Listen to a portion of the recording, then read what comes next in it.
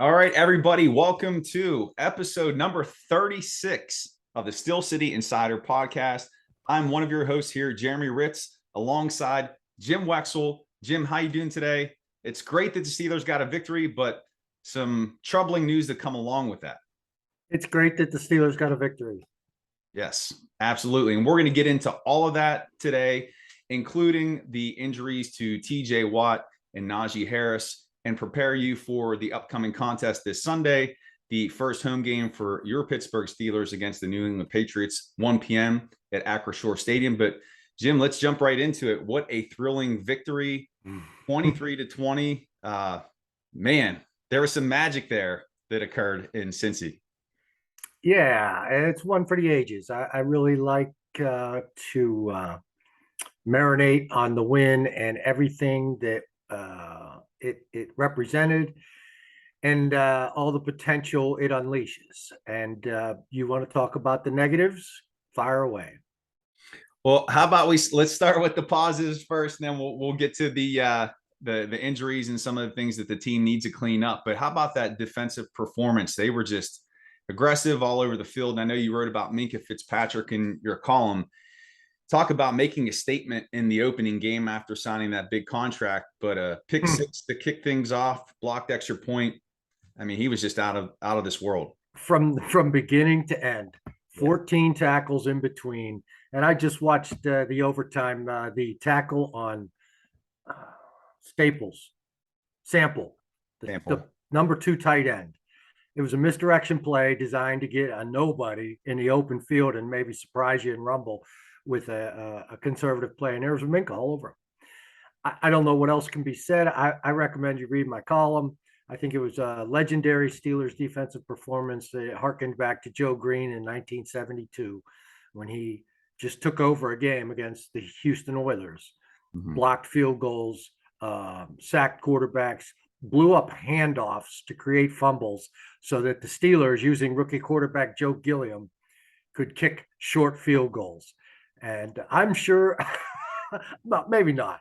I don't know how much criticism Chuck Noll received for his offense on that 9-3 win, courtesy of Joe Green. This was late in the 72 season, down the playoff stretch. But anyway, I'm sure he was criticized. I held off a story for our site of criticism until today because I wanted one day to marinate on this win. And I think all fans should. And, now we're reading that Tomlin's play calling, Canada's play calling, Mitch Trubisky missing George Pickens down the sideline are all responsible for TJ Watt's injury. And, it was an epic game. It was a physical bruising battle. And it was that was a defending Super Bowl entrant, Super Bowl participant. And you know how wild it gets in Cincy when they raise those runners up banners. And so this was a character win. And I thought Minka was the leader of the character, and it's hard to say he was more so than Cam or TJ.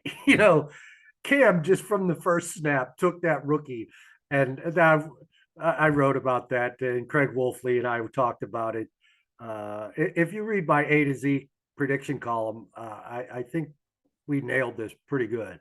Yeah. And I didn't go to the game, and I was criticized for selling insider information and then not being an insider by sitting in the press box and then going down to get the cliches in the locker room. But I thought we covered it very well here. And one of the matchup issues was Cam Hayward against the rookie 4th-round pick playing left guard for the Bengals. And boom, right from the start. And every time they needed a play, Cam bull rushed that guy right back into, I want to say Boomer, because I'm a Boomer.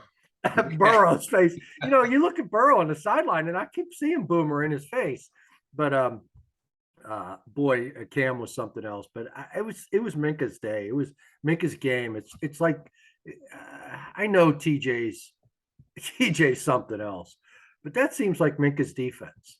And he's not always chattering and nattering about nonsense. He's not. He doesn't snarl and hate you like Naji does in the locker room, but he doesn't really want to talk. Mm. And he's not a cutie pie when he does get in front of the talks when it goes national. He doesn't give you that change of face. Minka's the real deal. Yeah. And he's different than Troy, but there's similarities in his. I don't know if he's shy or just so humble. But this was his defense. There was no shyness or humility out there at any point. At any point, even after they called that, he hammered that dude in the face, and they called him for unnecessary roughness. Yeah. And it was halfway. And then the next play was a TD pass to Thomas. Minka didn't break it up. Minka didn't hit him to break it up. Thomas saw Minka coming. Yeah. He was in his head. And he dropped it. And then Minka hammered him after he dropped it. Yeah. Man, it was Minka. It was Minka's day. And it's a shame TJ was injured. But I have many people to blame for that injury. People want to blame Trubisky and Tomlin and Matt Canada.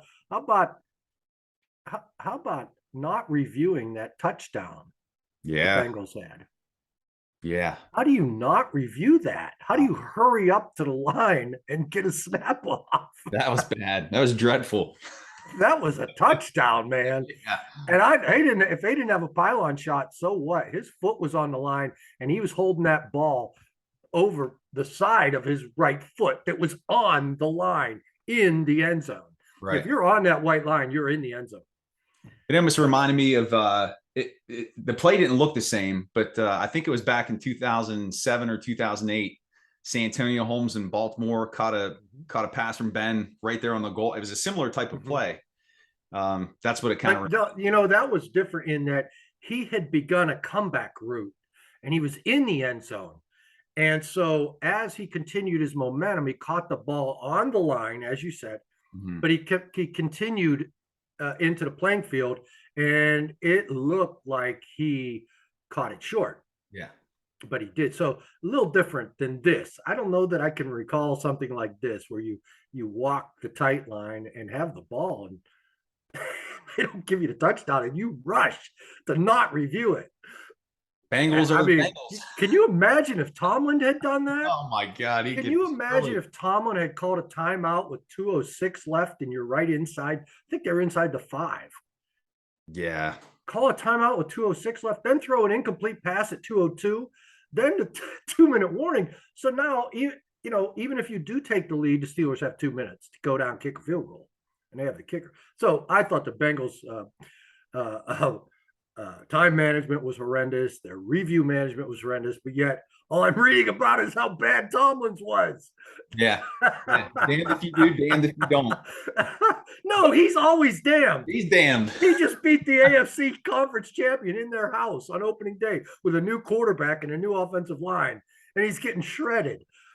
Yeah, and that's the thing that I think that maybe is a little bit overlooked is this is an elite offense. Now, I know they have their struggles with the offensive line, but you're not just coming in here and beating up on, some no-name team with an average quarterback. You're talking about Joe Burrow, Jamar Chase, an offense that beat the Kansas City Chiefs twice last year, represented the AFC in the Super Bowl. So it's a big performance for this defense and hopefully a precursor of what's to come.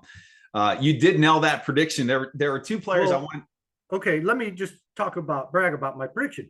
They beat the Steelers twice too, embarrassed them. And you talk to Miles Jack before the game. He's like, I can't talk. I got to go lift weights. And I walk away disappointed. He goes, you want me to be able to be strong enough for Joe Mixon, right? I mean, that was they all were feeding into this. And also the Bengals, that stat done by Over the Cap, a fantastic article. Or the Bengals had 0 players that made $5 million take a snap in preseason, same as the Rams. And you saw what happened to the Rams on opening night. And Craig Wolfley and I talked about this in that preview column, that they were gassed after a quarter. Now, I don't know that the Bengals were gassed, but they sure were lacking in the finer points of professional football. Yeah. The Steelers who hit hard in camp, who played their starters, their 5 million plus players averaged 66 snaps in preseason. And so that was a big reason, the state of readiness, the I'm fat, I'm raising my runner-up banner, and I beat these guys twice last year factor, plus piss poor preseason preparedness. Yeah. I mean, Tomlin was criticizing this town for playing the starters too often, too much, risking injury. They showed up healthy. You know, I don't know if Najee's healthy or not. 3.9 per carry last year. I can't remember if this is Najee from last year or if he really is limping. Yeah. I mean, you know, get him off the field. Put Warren in there. I know Warren's not showing much more, but Warren's also afraid of fumbling. They got it in his head. You know, Dick Hoke used to never beat up fumblers. Never used to make them carry the ball around like it's campus, like it's school. Because then they run wide like, not, you know, Jaylen Warren had the outside there and he's quick enough to get out there, but he was so concerned, so scared about having to carry the ball around campus again for another week that he only gained 2-3 yards. Let that kid run. Let that kid play. You know, get Najee off the field. I know he's your captain. I know you gave him the ball. You gave him the captainship. You gave him the money. You gave him the job on his first day. And stop giving him stuff. He's overtrained. In my opinion, he's overtrained. I'm not an expert. I don't know what the deal with his foot. I wish he would have got up. I mean, he popped up and ran off after they had to waste a timeout with 152 left after he lost 2 yards. I'm just, you know, I've had enough. I've had enough. I'm not in the Najee camp, as you know. I know. You know, I see this stuff on Twitter and everyone says how wonderful he is. You saw him. I asked him how his foot was and he exploded. I mean, the foot's been an issue for this dude. Okay, if he's hurt, get him off. If he's not hurt, is he a bust? Hey, I don't know. Make him captain. Make him coach. Well, that would be best if you just made him coach. I'm done. Thank you very much. Happy Tuesday. Oh, my. Well, the offense needs work, right? 100%. You know, and so we're giving things away. I mean, there really is no identity there. Yeah. And there's really nobody around whom to build an identity. You made Najee captain. Really, there's nobody else to make captain. Yeah. And you could argue that Freiermuth. I was going to say, Pat. Or Deontay Johnson, he's a quiet guy. Chooks, he's your veteran on the offensive line. You know, he still has that Nigerian dialect. It's hard to understand him a lot. So I don't know that he gives that fiery speech in the locker room. Derek Watt, you know, 6 snaps a game at fullback. Is he your captain? So, you know, it's Mitch. Yeah. Yeah. Okay. I want to I'm done. I want to hit 2 guys on defense before we beat up on the offense here a little bit, but I wanted to acknowledge Alex Highsmith. You know, he had a solid game there, 3 sacks, just pressure throughout the game. And then Devin Bush, I've been highly critical of Bush, but he seemed much, much better playing sideline to sideline. What's your take on those 2 guys from Sunday? Well, you know, and I'm going to brag again about myself, that with Miles Jack and with Larry Ogunjobi and with Tyson Alualu handling the run much better with more physical players, hopefully, I wrote hopefully, this frees up Devin to play his game. He's not a downhill slugger. That's not him. Let's let him play sideline to sideline. Yeah. And so, you know, I don't think there was ever competition between him and Spillane for that job. I'm thinking, as any good coach, you try to get your players niches. And Spillane is rotating between both of those guys. And that's how it was in preseason. I never saw it as a competition with Bush. Yeah. So Spillane, I don't know why the dime is his niche. He's good in zone coverage. Okay. He drops in zone and snares those high ones. But I like Devin's sideline to sideline ability. And it showed way late in the game when he ran with that running back straight down the field like a expert cover corner. Yeah. Definitely encouraging, and the defense is going to need to play at that level as the offense tries to find some type of cohesion, as you talked about earlier. You know, who's going to lead that unit? Is it going to be Harris? He's got the foot injury he's struggling with. Trubisky didn't turn the ball over. He managed the game very well. What needs to happen with this offense heading into this Sunday's game for them to get things moving and to help that defense? Because the defense can't win every game. Who didn't expect this to take time with the new quarterback? Right. And, you know, that is the major reason why I predicted Mason Rudolph would be the starting quarterback in the opener, because of how long it takes to transition. And with a rookie, it takes even longer. So I know you're all calling for Pickett. Hey, I loved what he looked like in training camp too. But before we could see any of them, I envisioned this struggle, this offensive struggle early. And Cincinnati was the only thing that had to be on their mind. So why not start the guy you're most familiar with? And you saw some of the misconnections on key plays, like the Chase Claypool back shoulder, where in a couple of weeks they're going to start hitting that. You know what I mean? Yeah. So I think early in camp, they made the decision, we're going to go Trubisky. And I understand that.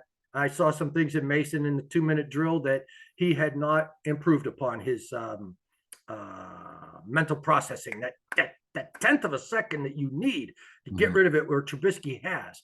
Now he's just got to put it in the right place. Right. But it's going to take a little time. It's got to take a little time. And the offensive line, Dan Moore didn't get torched by Trey Hendrickson. That was a key matchup, as I wrote about in our preview. That was the Steelers' concerning matchup, as opposed to Cam Hayward versus rookie Trey Hendrickson versus Dan Moore. I thought Dan Moore acquitted himself fairly well. Right. I didn't study him closely, but good enough. We didn't hear much from Hendrickson, did we? No, we didn't. Yeah. We didn't. So I just think the offense can take some time. They have the skilled personnel. Now, whether it's Warren at running back or Najee, Najee gives them a better pass catcher, bigger hands, better radius, catch radius. Right. But I see Warren as a better runner. Yeah. Just me. Just to circle back to a comment we made earlier, Pat Freiermuth, 5 catches, 75 yards. And let me give a shout out to Zach Gentry on that little tight end screen that he had. But wow. I've been so critical of that tight end screen. Yeah. But it worked. It worked. Yeah. Yeah. Yeah. So maybe they start emphasizing Freiermuth and Gentry, and we see the tight ends involved even more this Sunday. And speaking of this Sunday, Jim, Patriots coming into town, 1 p.m. The Steelers get a critical AFC North win. Now they're playing another AFC opponent. What are you looking for this weekend in terms of improvement, and what do you want to see maintained? Oh, well, it's just a continuing process with Mitch Trubisky. And let me add this. Jay Glazer reported that, hey, Mike Tomlin is only going to play Mitch Trubisky this year. I'm sure that's how Mike Tomlin sees it. And let me add this. Jay Glazer is a friend of Mike Tomlin's, and they're often together at camp, after camp, taking long walks together. And I always look for Jay Glazer's insights for the next couple of weeks, see what he sneaks out. He never writes anything about his conversations with Tomlin, ever. So he got burned on this story about the kids are fighting in the street. Look what Mike Tomlin's done. The kids weren't fighting in the street, and Glazer, I think, should have been. I can't speak for his inner feelings, but he was embarrassed, I'm sure. And this was a makeup call. He leaked something out, a private thought from Tomlin. I would definitely believe that that's the truth.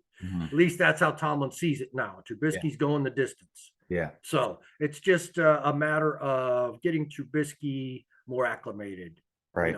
And I it's going to be at home. It'll be easier. Yeah. Things will start breaking. Mitch got better in camp. I like Mitch. I think they made the right decision in spite of what I predicted. I think they made the right decision. And then they played him 3 games in the preseason opener. They needed to. That's part of the time. And this opener, getting a win like that, and not turning the ball over in a hectic environment. And the Bengals raised the runner-up banner. Come on, how hectic can it get?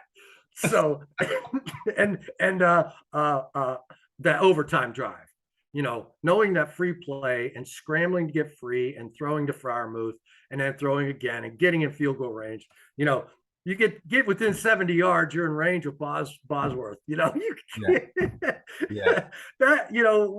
we're taking him for granted. We're not giving shout outs to him, are we? This guy hit the upright at 55 yards, and we're all disappointed. Yeah.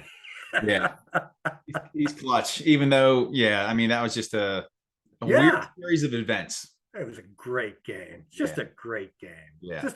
Can we just stop the season now? Because I don't think it's going to get any better. There we go. 1-0. Let's go 8 weeks, at least till TJ gets back, So let's close out on that, Jim. Just real fast. Any update on the TJ Watt injury that you're hearing? I'm just what the national writers are saying. And I'll always look for Jerry Dulack's injury reports.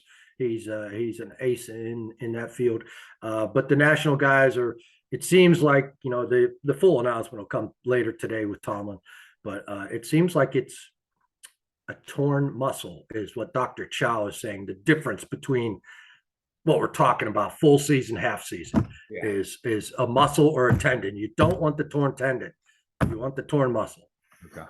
And that's what it seems to be. All these national guys are reporting. So we'll find out later with Tomlin. All right. Yeah. Tomlin Tuesday is coming up here soon. And that's going to do it for episode number 36 of the Still City Insider podcast. Oh, the Jerome Bettis episode. Hey, maybe that's good luck for the running game this weekend.